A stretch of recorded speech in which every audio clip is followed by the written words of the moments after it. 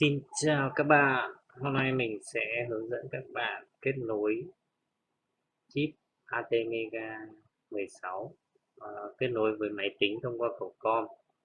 Ở trên mạng hiện nay có rất nhiều clip hướng dẫn các bạn kết nối ờ, thông qua cổng COM nhưng có vẻ như nó rất là lộn xộn và các bạn đang bị lẫn lộn giữa ờ, cái này và cái nọ, nên là mình sẽ hướng dẫn lại cho các bạn một cách ngắn gọn, nhanh và dễ hiểu nhất. Đầu tiên, để có thể kết nối được thì các bạn phải đầu tiên mình sẽ chạy mô phỏng trên cái Proton 8 này, để tạo ra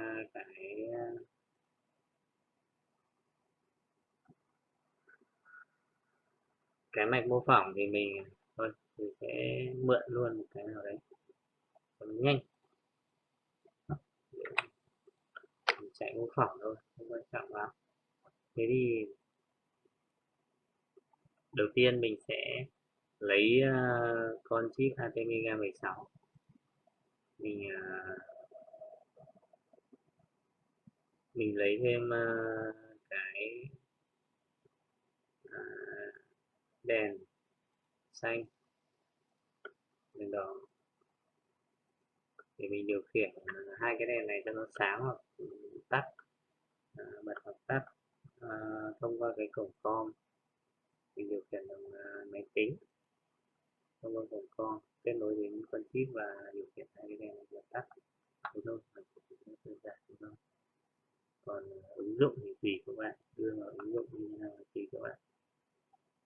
Bây giờ mình sẽ kết nối cho cái cổng com này vào chân nhận Vincip RXD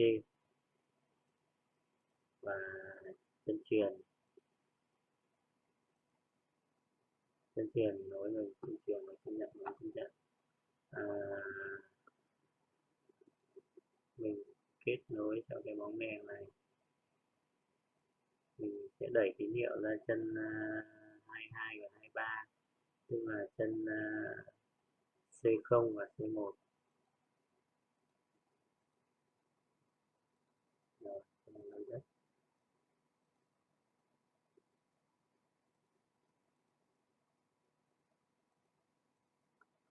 nối rất nối rất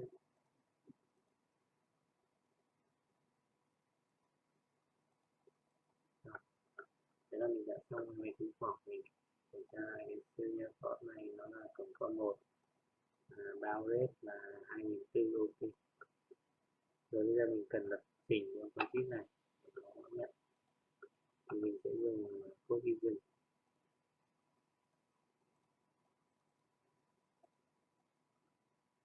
à,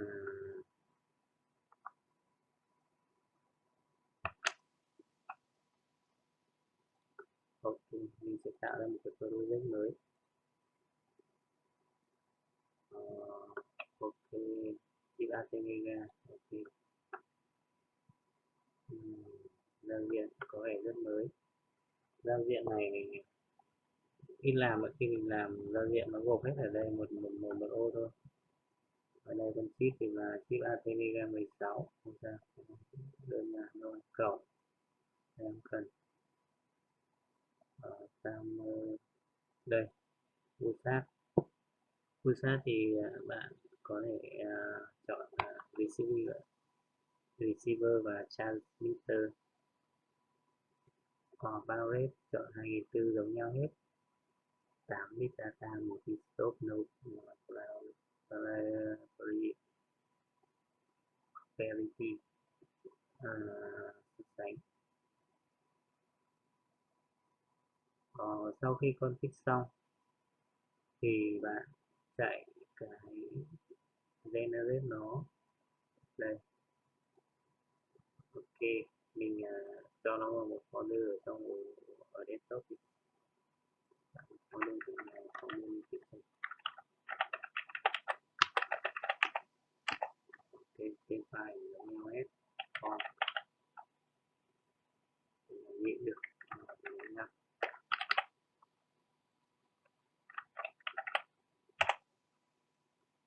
xong. Giao diện mới này nó rất là khai báo hết cho mình hộ, mình chân, nhưng mà mình không thích điều này, mình sẽ xóa bớt nó đi. Mình sẽ phải xóa đến cái camera này, trong phần bút lên này mình sẽ phải xóa camera nhé. Đây mình sẽ khai báo lại, mình khai báo cái DDRC và DDRD, và DDRC là nhận DDRC này bằng không f không không không không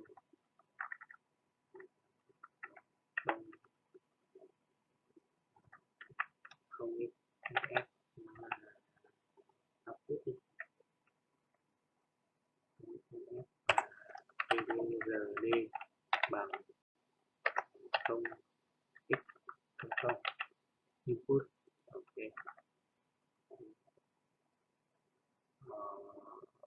Đây thì các bạn lưu ý, vì bạn làm USAT nên là bạn phải lưu ý cái này, USAT này nó ghi rõ này.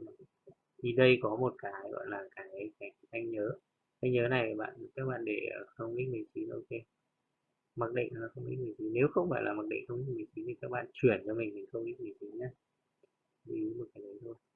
Còn đến phần này chương trình chính thì bạn phải khai báo một cái biến đọc từ cái cổng com, thì bạn khai báo kiểu ký tự từ biến read. Ok, biến read nó sẽ được gọi là nó sẽ được mang so sánh, ví dụ như là cái read này nó sẽ bằng với cái cha này, nó là cái ký tự nhận vào từ cái cổng com. Đấy, nếu như cái read này nó nhận được cái ký tự read này, nó read bằng tự 1 thì sẽ bật cái đèn xanh nó lên, cột c chấm 1 không mình đặt cho không, cột c này, cột c này, cột c không này thì nó sẽ bằng 1 thì sẽ bật cái đèn xanh này. Còn cái cột C1 này sẽ bằng 0, tắt cái này đỏ đi. Cột C0 bằng 1, bật cái đèn xanh. Cột C1 0. Rồi. Tiếp theo là nếu như cái read này không, ký tự không, nhận ký tự không, thì cái cột c chấm không đây cái này thì nó có ba không,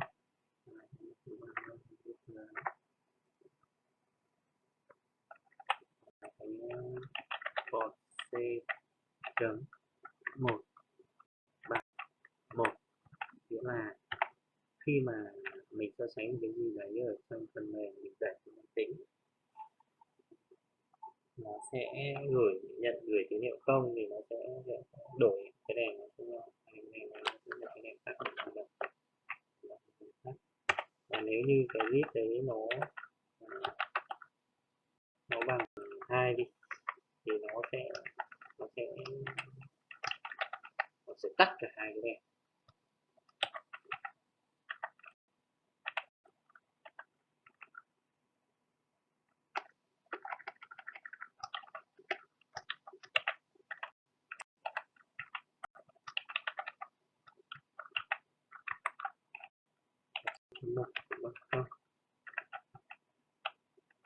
Nó sẽ tắt cả hai đèn. Xong, vậy code đã xong. Giờ mình nạp luôn vào một chút. Mà thôi tí nữa mình mà từ từ đã. Khi mà bạn đã làm xong rồi, bạn lưu lại rồi thì bạn sẽ phải có một cái động tác là view nó lên, view đây.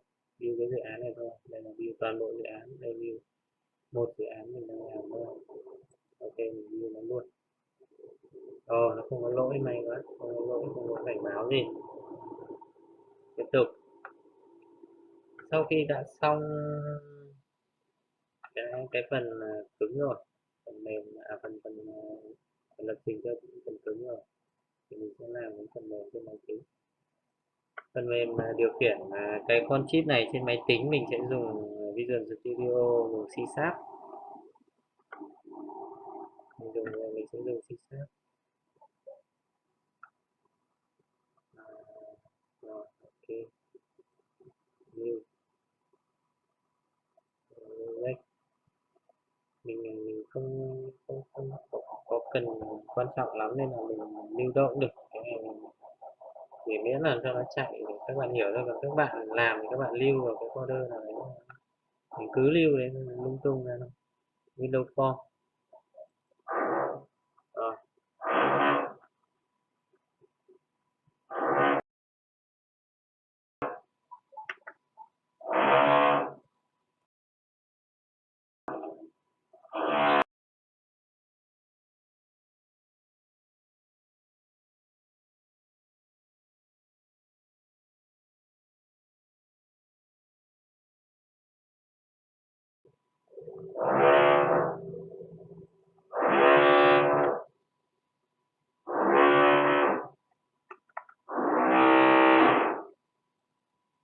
từ từ quá nhỉ. Rồi để làm cái form này, cái form phần mềm này trên máy tính để điều khiển cái con chip thì các bạn làm tạo một cái đơn giản cho mình. Text box, hai cái text box, label, hai cái label, hai cái button, một cái serial port. Ok.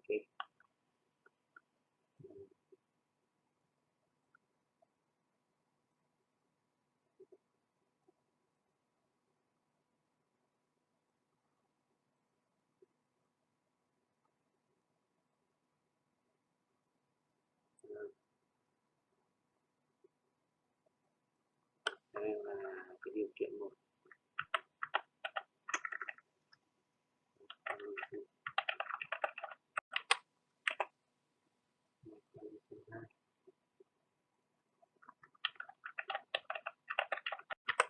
Này, tên này các bạn đặt chú thích nhé.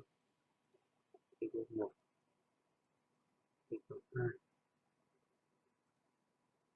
button một.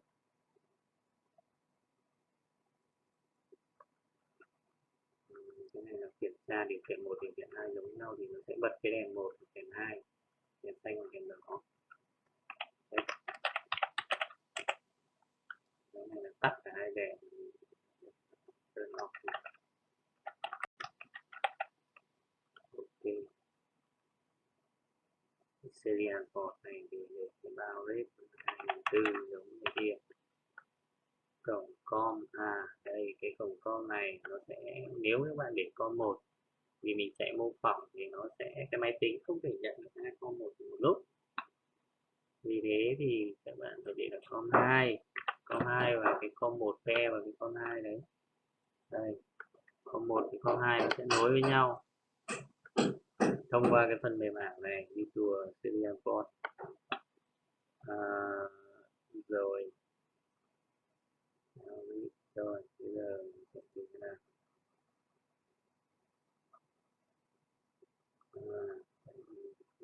Đây rồi, cái thằng này mình đặt câu 2 nhưng nó vẫn chưa hiển thị lên. Ok, vì là như sau.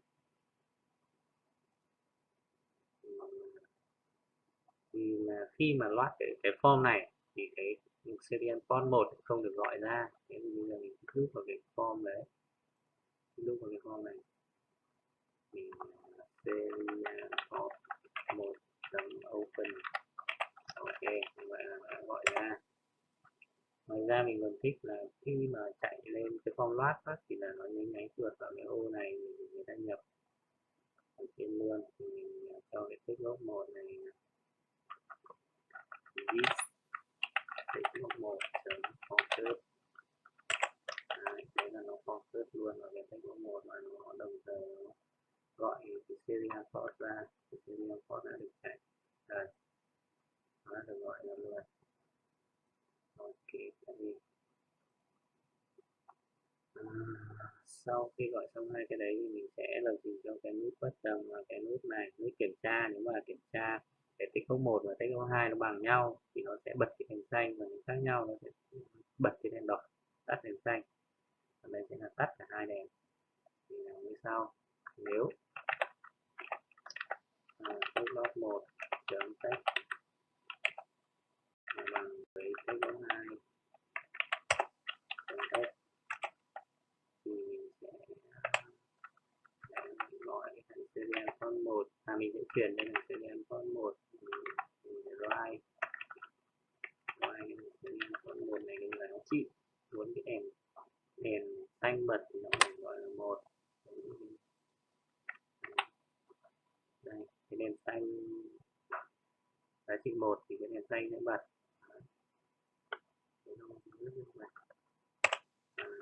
Trong trường hợp là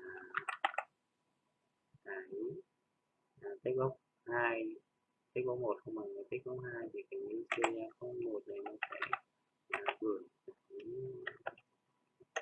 cái giá trị 0 để nó tắt cái đèn xanh và nó bật cái đèn đỏ. Tiếp theo mình lập trình cho cái nút turn off này. Turn off này nó sẽ tắt cả hai đèn, có nghĩa là nó ở đây mình đã biết nó là cái giá trị khi nhận được bằng 2 thì nó sẽ tắt cả hai đèn. Thế thì nó sẽ liên con 1 chấm write gửi cái giá trị 2 vào đấy, thì nó sẽ tắt cả hai đèn thôi. Mình thử cho cái này. Bây giờ mình lúc nãy là mình lập trình xong cái này và mình build xong cái này rồi thì nó sẽ tạo ra cho mình một cái file hex ở đây, cái hex trong cái folder mà mình chứa nãy. Thì bây giờ mình nạp luôn cái file hex này vào chip. Đây, chip này sẽ được làm cái hex ở đây, ở communication, ở debug, hex. Ok, chip này là rồi, mình cho chip chạy thôi. Rồi thì mô phỏng chạy và mình cũng cho cái chương trình điều khiển trên máy tính này cũng chạy luôn. Bây giờ mình phải gửi tín hiệu 1 và tín hiệu giống nhau đây. Đèn này sáng luôn. Mình gửi tín hiệu 2. Tắt và bật đèn này luôn. Ok, bây giờ nó sẽ turn off là được luôn. Rất được ra.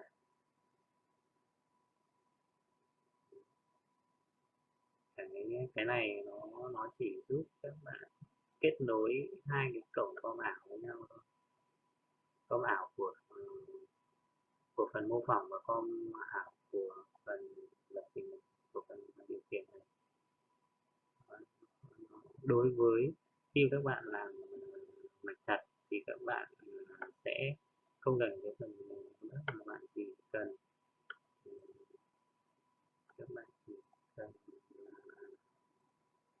lập trình cho cái cổng com này và lập trình cho cái cổng com này bằng nhau, đều là cổng com 1.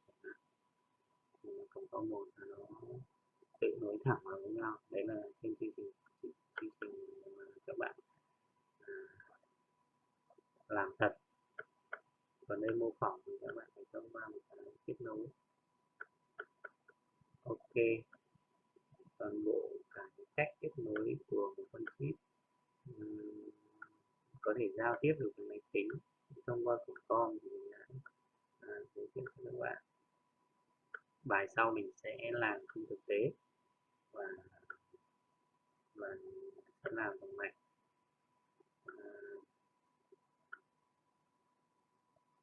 thắc mắc các bạn có thể làm hoặc là nó có những cái lỗi thì các bạn gọi đến cho mình theo số điện thoại 0969 606 669, mình sẽ giải đáp giúp các bạn.